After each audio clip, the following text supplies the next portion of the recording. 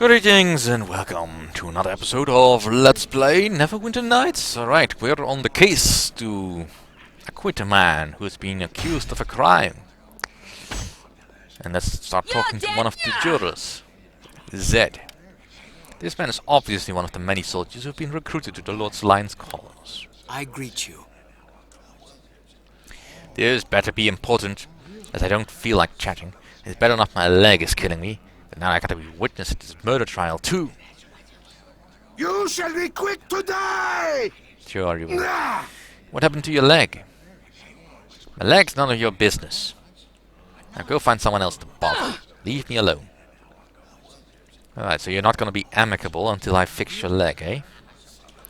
I should probably actually fix this before I forget.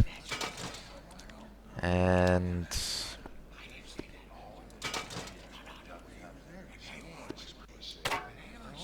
ah. Right. Ah, that doesn't matter. Alright, so I could healing touch you, but I still have some healing kits lying around, so I might as well use those.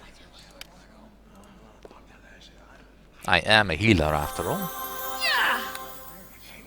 I greet you. Hey, thanks for curing that wound in my leg. I still got the occasional ache from my arthritis, but I can handle that. What did happen that night with Griff? First, Griff spiked that Ulfgard's drink. Griff was always doing stuff like that, to try and get an edge on Edgard's. Could be the stuff in the drink made Ulfgard act like he did. I also happen to know for a fact that Griff was cheating that night. He wanted to take everything that Ulfgard owned. He told me he wanted to rob that savage blind. That's all I know. If it's enough to get your client off, so be it. At least now I can walk without clenching my teeth in agony. Seems like a fair trade to me. Yeah, it is. I probably could have talked to him to hear him talk rather badly about Rogan, but frankly, I want to speed this up a little bit. Right. Let's go into the drinking house after we loot this crate. Braces of armor. Not very useful for me, but they might sell for something.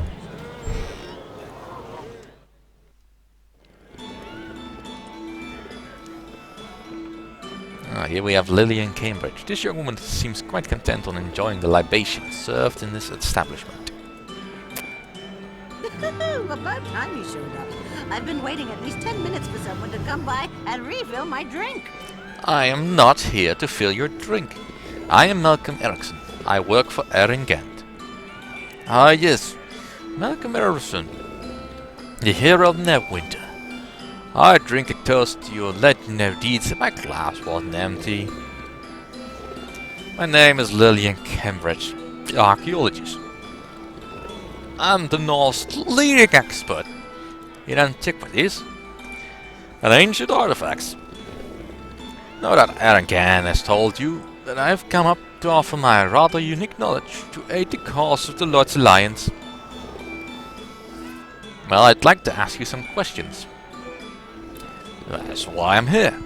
To answer your questions about words, power and the creator race that constructed them.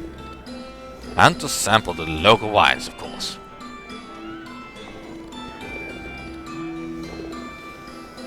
Where can I find the word's power? If I was so simple as drawing you a map, Markham, I'd have told Erikson everything I know. You have to remember, words are thousands of years old. The creator race that fashioned the words predated even the first Elven kingdoms.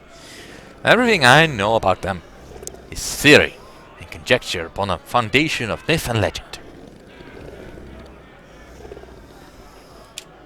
Surely you must know something. I can tell you that there were several words of power created. They've been scattered throughout the north and lost for countless millennia. All that remains are rumors of where they might have disappeared.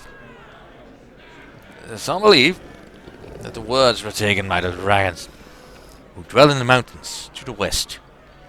Others claim clues to their location may be found in long Deserted ruins far to the south for Hilgard. Or hidden in the forest to the north.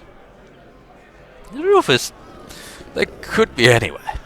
Though I believe I've learned the location of one of the words after many years of research study. Before I take you to the location of the word's power, I need you to perform a task. Something very precious was stolen from me recently. A snow globe I had acquired on behalf of a very wealthy benefactor. If you want me to tell you what I know about the location of the word power, you have to recover that snow globe for me.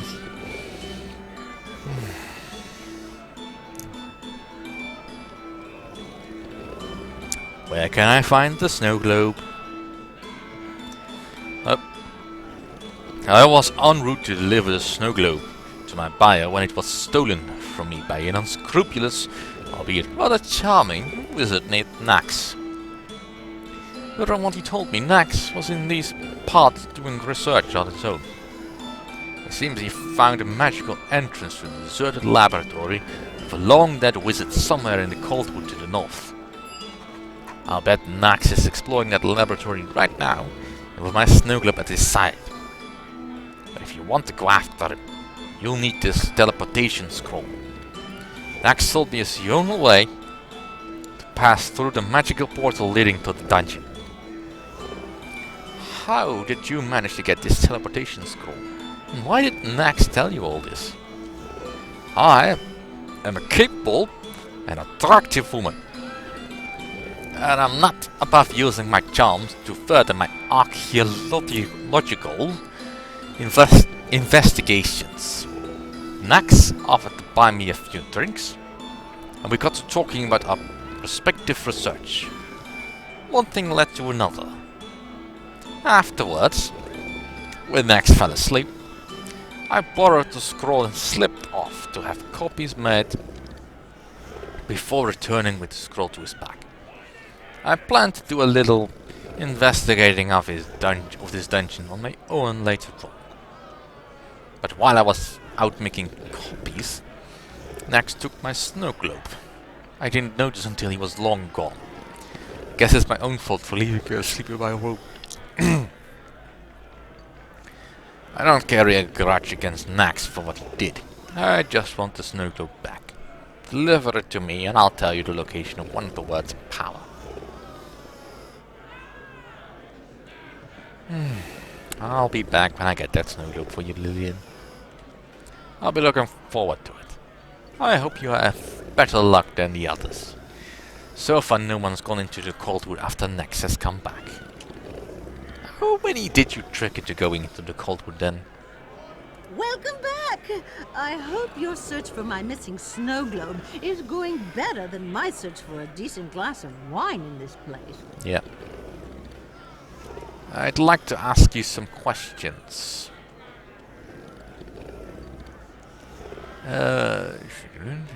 Tell me about the creator race.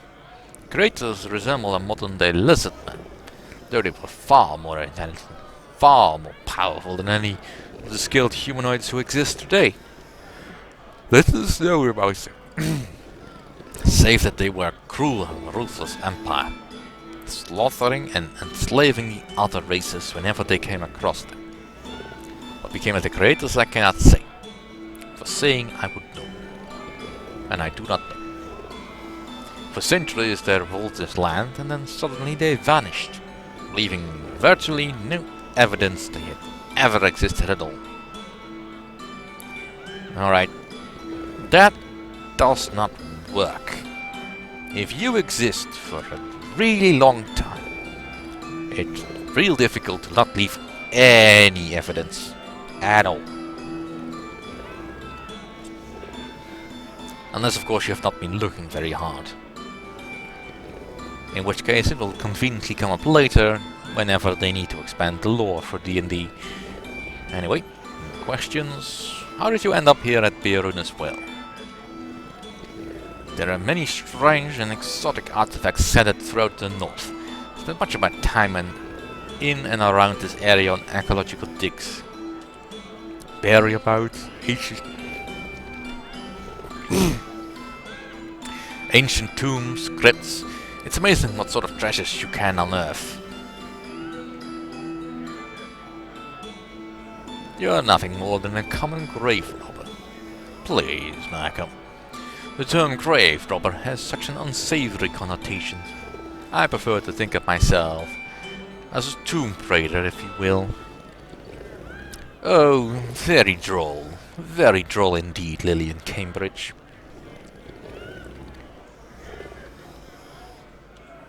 When I heard Erikson was seeking the worlds of power, I came to offer my expertise in this area. Gan has a reputation for rewarding his allies well. And of course I was interested in recruiting somebody to recover my snow globe from Nax, as I've already explained to you. Nah, I don't need any directions. Let's just keep on going. Maverick, that's another one of the jurors, I think. It's hard to decide what's more off-putting in this lecherous patron. The offensive leers he casts on every woman in the place, or the repulsive scabs and sores covering his skin. Ugh. I greet you. Shove off, buddy. These open sores on my face make it tough enough to attract the ladies without your ugly mug hanging around and cramping my style. You know, my mug can actually draw more dames to you. You know, have you not seen my charisma score? That means pretty face. Just like when a charisma score on the woman is very big, she probably has big knockers. Because apparently that's all you need to be attractive in a D&D game. But anyway, I'm here to talk about Roken's trial. Oh, that prissy priest Nerik must have sent you. Can't figure out why that sort of runt wanted me on the jury. Guess he figured I'd be impartial since I hate all races, colors and creeds equally. It's a very enlightened attitude you have there. What can I say? You get down into the filthy guts and everyone's crap stinks the same. What are your feelings about this case? Griff was a rotten bastard, and the Ulfgard did us all a favor by offing him. But if we let him go, we might have drunken savages running through the streets sacrificing us to their goat gods, you know? Sounds like you figure he's already guilty. The only good thing about that Ulfgard is his wife. I can't wait to see her up testifying at your trial. She's one fine piece of meat. Ooh-wee. I wouldn't mind having her pork chops on my plate at dinner tonight. You're a disgusting, vile man. So what are you gonna do about it? You try anything and the Lord's Alliance soldiers, and every Lord's Alliance soldier in this camp will be all over you. So take your prissy complaints about my attitude, stick 'em where the sun don't shine, and leave me alone. Very well, I will. And luckily I don't have to bribe him. Let's see, shady character. Hello there.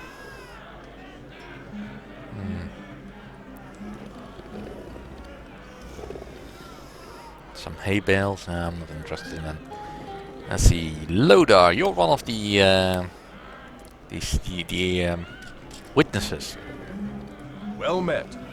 Look, don't bother me right now. I've got a lot on my mind with this trial and all. I know about the trial. I'm defending Roken. Funny, you don't look like a lawyer. But that ain't my business, I guess. You want to ask me some questions? Go ahead. Yeah, I'm not gonna do option 2 here. Tell me what happened. Griffin and Ulfgard were playing cards, gambling. Griff won a lot of money. So much that the Ulfgard had to give him some of his jewelry to cover the debt. Real fancy looking stuff. Later that night, Griffin outside. I heard him shout, and I rushed out to see him and that Ulfgard smashing swords. Guess the Ulfgard was better at it than Griff. I can't believe they have testified about this. I've never been to a trial before.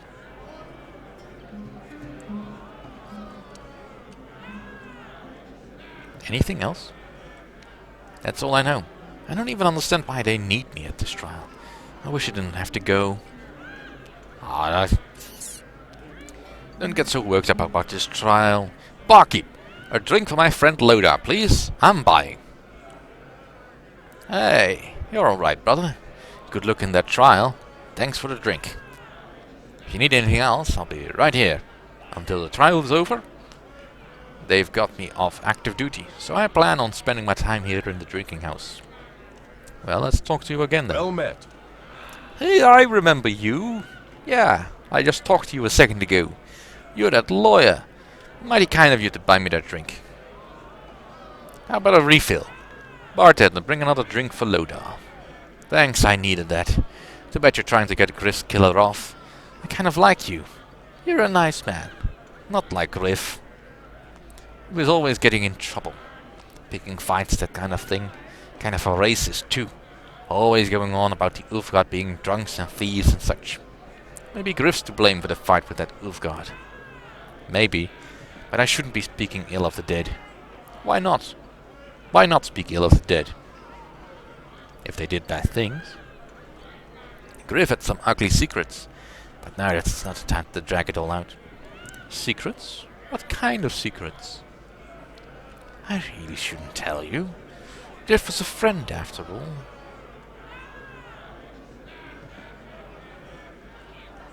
Which persuade will to go for?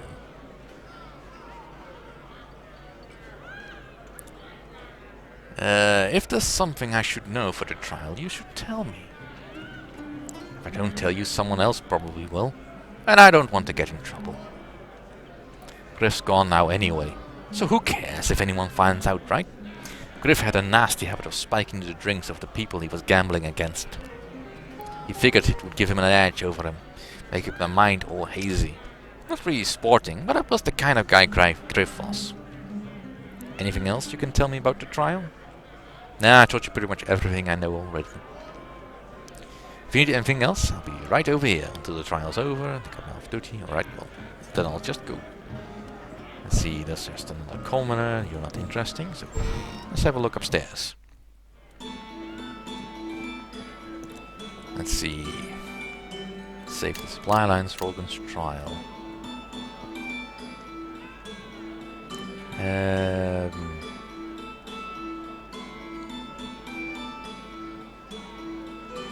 Sorry, I should really look at the notebook then. Bounty Hunter's Writ, Defense Cost. Right, let's see. Rogan, I need to talk to. Zed. Soldiers Barracks, I've already been talked to him. Loda. Right, and Vanda.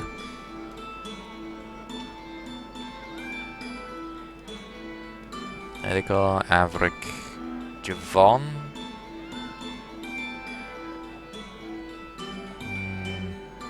I've not seen him, but Dalcia and Paladin. Okay, dokie. Let's have a look at all this place. It's done. Yeah, I don't think they have much of any use. Let's see, this door is locked.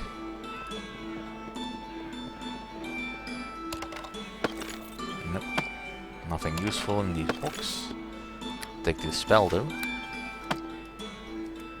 These doors are all locked. That one is not locked. And that one is locked. Alright, let's go in the not unlocked one. In the unlocked one. Ooh, a chest that is not locked. Trapped? Nope.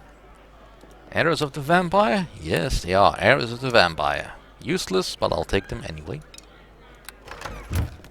And these chests are also not locked. It's really careless.